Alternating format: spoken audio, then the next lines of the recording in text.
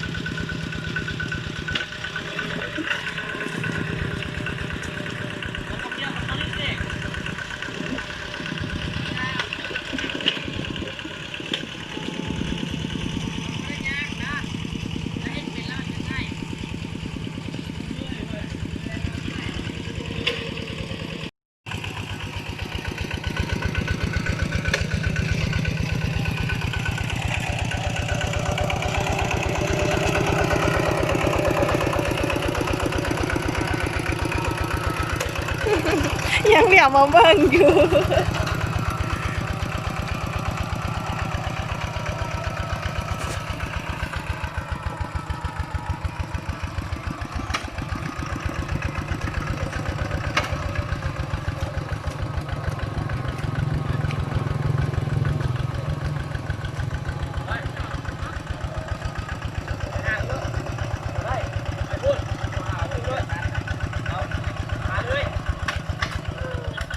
นี่คือ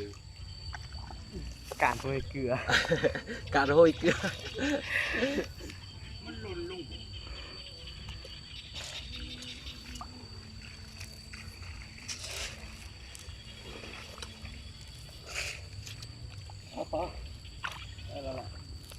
บ่อยเลย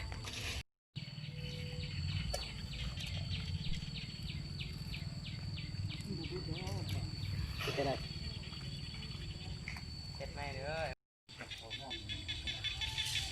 ใบหูใบหูเจ็ดแม่เลยก่อนได้จังไงพี่